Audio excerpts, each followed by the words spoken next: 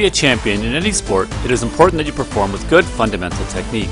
Over the next 40 minutes, we are going to show you effective sculling technique as demonstrated by many of rowing's top stars. Athens Olympic champion Olaf Tufte from Norway, Katrine Ruschhaus-Dombrowski from Germany, World and Olympic rowers Rebecca Romero from Great Britain, Akil Abdullah from the USA, Leonardo Pettinari from Italy, Ilia Luini from Italy, Merit van Upen from the Netherlands and Daniela Reimer from Germany, and Sam Lynch and Geroyd Towie from Ireland.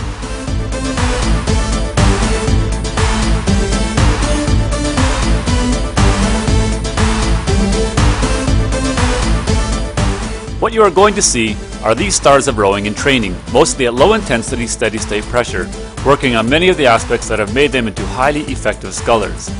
You will not necessarily see textbook sculling, but you will see the athletes in action working on perfecting their sculling stroke. This DVD will provide you with some of the most up-to-date thoughts on effective sculling technique, including a detailed analysis of all parts of the sculling stroke.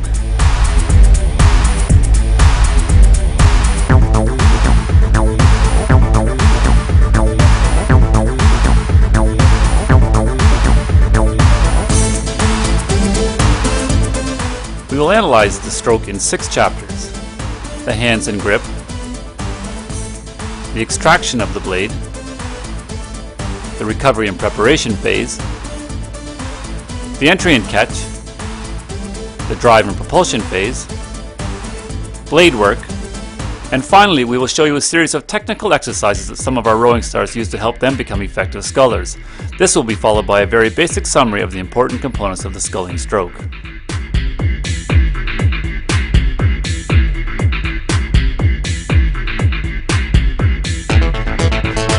An essential part of sculling is the position of the hand on the handle of the scull. When gripping the oar, the hand must be placed so that the wrist remains flat and the forearm linear with the wrist when applying pressure onto the handle at the beginning of the drive phase of the stroke. The fingers act as a hook at this point, and along with a relaxed arm and shoulder system, are simply acting as a transmitter of energy onto the handle from the powerful leg drive. Similar to many other sports that utilize a handle, such as golf, baseball, and hockey, the grip and the positioning of your hands has a significant impact on your ability to transmit energy. The grip on the handle must be relaxed, and the sculler must be able to feel the weight of the oar in the hands to control balance in the boat. The hands provide 3 basic functions during the sculling stroke. They provide a connection for power transmission onto the blade. They are the main contributors to balance in the boat. And they control the blade and the ability to enter and exit from the water properly.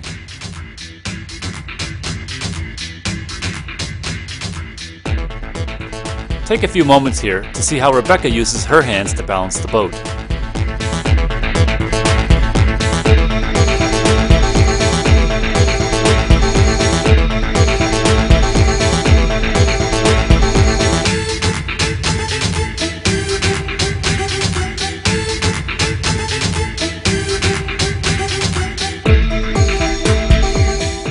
During this sequence, notice how Katrine's hands follow a linear path parallel to the water both on the drive phase and a slightly lower level on the recovery. Before we get into the next chapters, we will show you a series of shots of the hands of Olympic gold medalist Katrine Ruschhaus-Dombrowski. The first shot shows Katrine at the middle of the drive phase with her blade at 90 degrees to the boat. Her left hand is slightly in front of and above her right hand. When sculling, it is normal to have one swivel rigged slightly higher than the other swivel, in this case the left swivel, which allows the boat to stay balanced when making the crossover of the hands, such as Katrine is doing here. The wrists are flat, and the grip on the handle is in the fingers. At the finished position, the forearms are parallel to the water surface, the wrists still flat prior to extraction, and the elbows drawn through the body. The hands are essentially level with each other, and with spacing between the 2 hands. Katrine's spacing is wider than you might find in other top rowers, but for her is effective. Both hands have finished at the same time and location in front of the body. To get to this position from the previous position, Katrine has had to draw in her left hand slightly faster than her right. At this point, Katrine's thumbs are applying a small amount of lateral pressure at the end of the handle to keep the button against the swivel. During the recovery, similar to the drive phase, you see the left hand slightly higher than the right, but with little vertical separation between them. At this point, Katrine is balancing the boat by applying downward pressure on both handles so that the boat travels along the keel while keeping the blades above the water surface. The weight of the handle is felt in the fingers, and balance of the boat is controlled with small movements of the hands and not movement of the body from side to side. Similar to a high wire walker, balance of the boat comes from subtle manipulations of the hands and minimal movement of the body and knees from side to side. When the left swivel is rigged slightly higher than the right, the left hand during the initial part of the recovery will feel slightly more weight on it to keep the boat in balance. Here at the entry position, just prior to the blades entering the water, the forearm, wrist, and hand position is linear, the thumb is still connected to the end of the handle, and the shoulder and arm system relaxed. Both hands are at the same height and are extended in a nice wide arc out to the entry position. To enter the water from here, all that is required is a slight raising of the hands. Once the blade is entered, the hands are perfectly placed to transfer the force generated from the push of the legs onto the end of the blade. Take a moment to watch Katrine's hands throughout the full stroke cycle.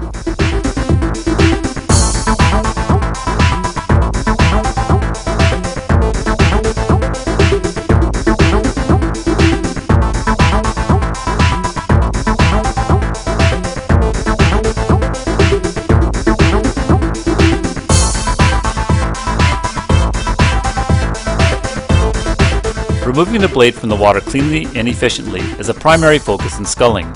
A good, clean extraction will keep the boat running at maximum velocity.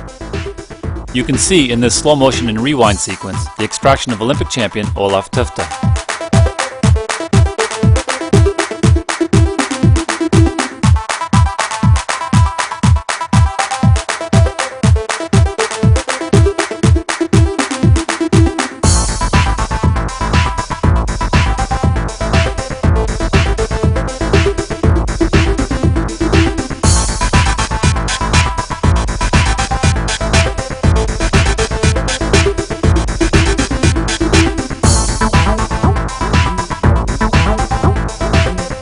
During the dry phase of the stroke, a pocket develops behind the blade. The extraction has to happen while this hollow is still open.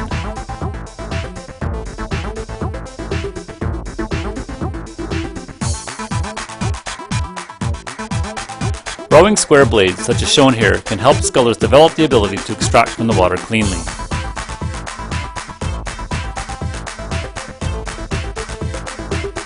The movement begins with a tap down of the handles with the hands as the sculler has reached the finished position.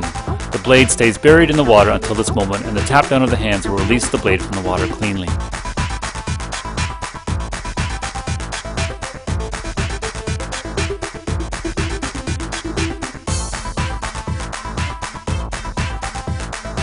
Good scullers are able to feel how their body movement impacts the velocity of the boat. During the recovery phase, the primary concern is to minimize any loss of boat speed while the blades are out of the water. Developing this feel for how your movements affect the run of the boat, particularly during the recovery, is an essential part of developing into an effective sculler. The recovery phase starts after the extraction of the blade from the water and with the hands moving away from the body at a slightly lower level than they came in at. It is quite normal to have some movement of the wrist just after extracting the blade from the water and putting the blade on the feather. If the wrist is involved, however, it must be ensured that the handles are tapped down with the hands so that the blade is extracted cleanly and the blades stay off the water surface. As the hands extend away from the body, the wrist should return to flat with the hands remaining relaxed. Both hands move away at the same time and with the same speed that they came into the body, with the left hand traveling slightly faster at the beginning to allow for room as the hands cross over. Following the initial movement of the hands, the trunk starts its pivot towards the stern of the boat, while the hands and arms keep extending out. The legs are still flat at this point, and the shoulders and hands are relaxed. At this point, the legs start to rise and the body keeps moving towards the forward catch angle. The body catch angle should be set very early in the recovery. This gives a much better chance to enter the blade at the correct time by minimizing any last second movements. At this point, the body is set, the legs compress further up the slide until the shins are vertical, and the hands have extended away from the body to the entry position. Getting close to the catch, the sculler feels a light compression of the feet onto the footboard, and the lower chest compressing onto the legs. The upper body and shoulder arm system is relaxed. The arrows here indicate how far Katrine's seat has moved sternward of the swivel. This is known as the work through and determines the forward arc the sculler is able to make.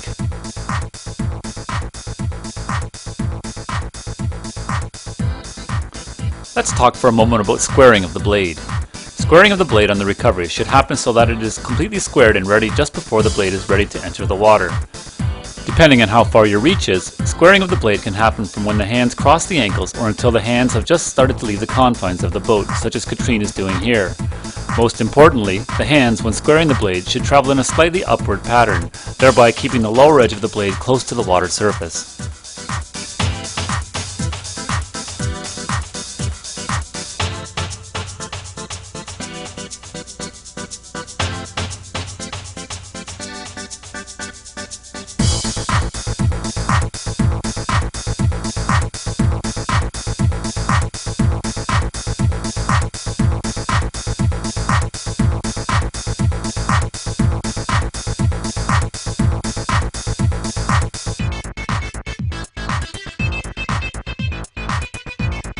Rhythm during the recovery is achieved when the athlete moves with the boat. Effective rhythm allows the rower to minimize deceleration between drives. This is what is described as feeling the boat run out between strokes. Remember that as the rower slides to the stern, the boat is sliding underneath to the bow. The relative speeds of the body and the boat beneath set up this rhythm.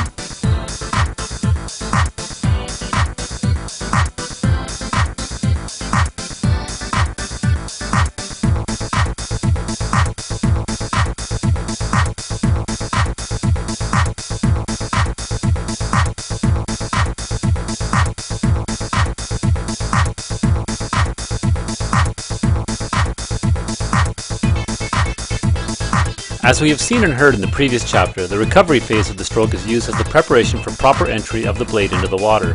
The entry of the blade is the link between the recovery phase and the drive or propulsion phase. The stroke cycle is a smooth, continuous motion, and therefore the entry of the blade into the water and the change in direction of the sculler should be a smooth transition to allow for maximum boat run. Blade entry has to correspond very closely with the change in direction of the seat. Olympic champion Olaf Tufte demonstrates here the timing of the entry with the changing of direction of the seat.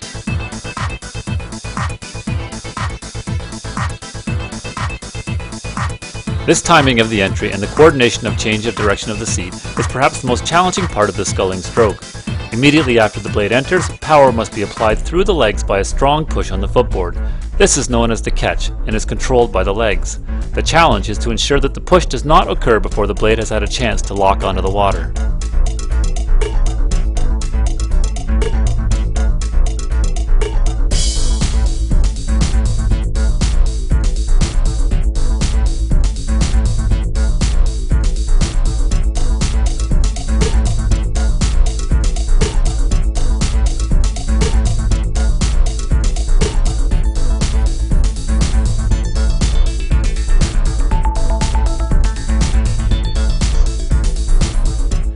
Entering the blade into the water can act as a braking motion on the boat.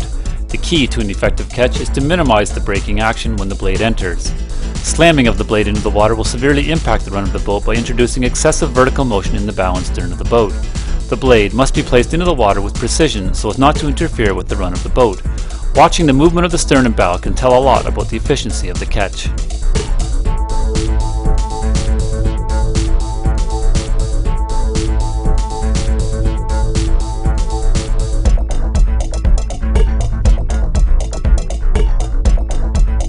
You can see from this slow motion series that the movement of the hands to lock the blade is fairly minimal and that the lock of the blade happens from pushing of the legs against a strong lower back system.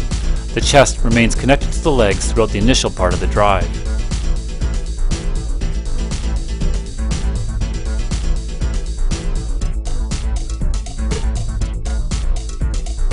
This sequence of the Irish lightweight double clearly shows the hand and arm action required to enter the blade. Only a small upward movement of the hands anchors the blade and allows effective lock-on with the push of the legs. The width of the hands at this position is also important.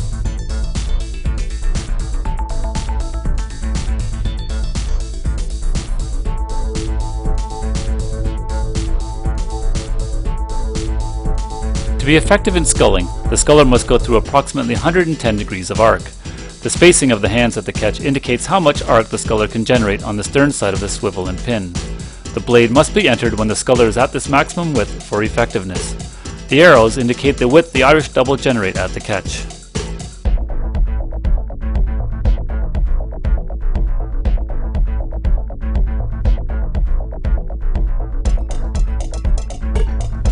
The drive and propulsion phase begins with the initial push of the legs after the blade has entered into the water. The push of the legs drives the body back towards the bow of the boat while the strong core muscular system holds against the legs. When the catch is made properly, the legs start off with an immediate load which is noticeable in the speed of the legs at that point. Legs that move very fast just after the catch usually means that the timing of the leg push has been too early. You can see by the speed of Olaf's legs here how effective they are.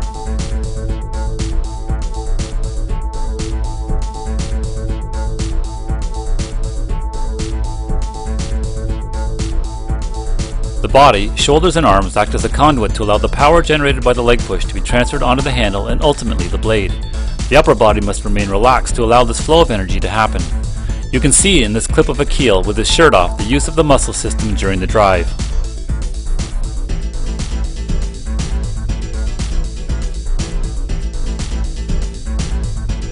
You can see from this series of still photos when the blade is perpendicular to the boat how each of these top athletes uses their entire body to put maximum load on the blade.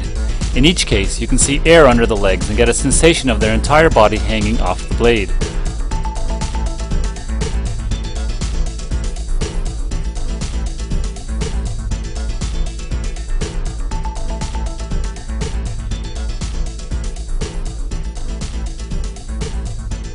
Having all three major muscle groups, the legs, the back, and the shoulder-arm system, working together at this point generates increasing velocity on the blade as the handle gets closer to the body.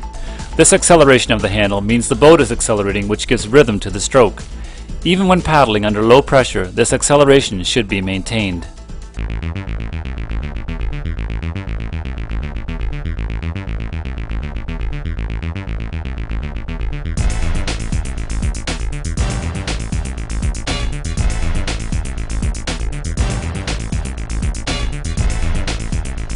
We are now going to look at the rhythm of this Irish double. The rhythm, which we referred to earlier, relates to the changes in speed and direction we see during the stroke cycle. As opposed to ratio, which is the amount of time taken to go up the slide relative to the time taken to go down the slide, rhythm refers to the ability to control the changes in speed and direction occurring during the sculling stroke. During the drive phase, a strong rhythm is created by the blade locking onto or catching the water at the moment of entry. The action of locking the blade into the water melts together at that point the athlete and boat. From that point on, both athlete and boat are levered past the point or entry of the blade. You can clearly see from this Irish double the acceleration of the handle which creates their rhythm.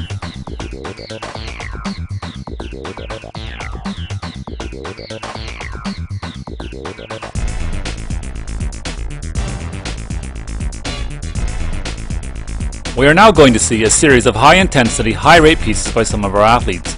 You will note a significantly higher tempo or stroke rate during these pieces, but what you will notice is the ability of the athletes to maintain their rhythm.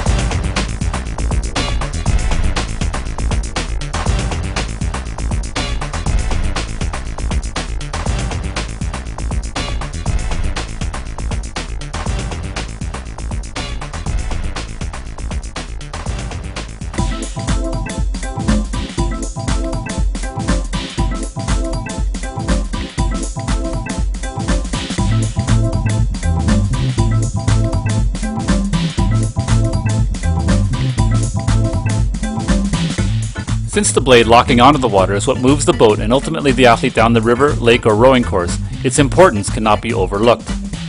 During the entry, the blade must lock in at the furthest point of extension of the arms. It must enter cleanly, making a small splash on either side of the blade. The placing of the blade into the water happens before it starts moving towards the stern of the boat, and just as the athlete is changing direction on the slide. After entry, the blade must go to the right depth so that the blade is fully submerged while keeping as much of the loom out of the water as possible. This depth must be maintained until the blade is extracted from the water. Too deep a blade adds unwanted resistance and too shallow a blade loses power.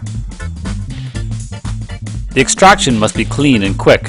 Just after the blade is removed from the water, the boat is moving at its fastest velocity, so it is important to remove the blade cleanly so as not to lose any of this speed. During the recovery, the blade must be kept high enough off the water so that they do not scrape the water surface. This can be trained by doing some square blade rowing as seen here, and also by being conscious of the blade weight in your hands at all times during the recovery.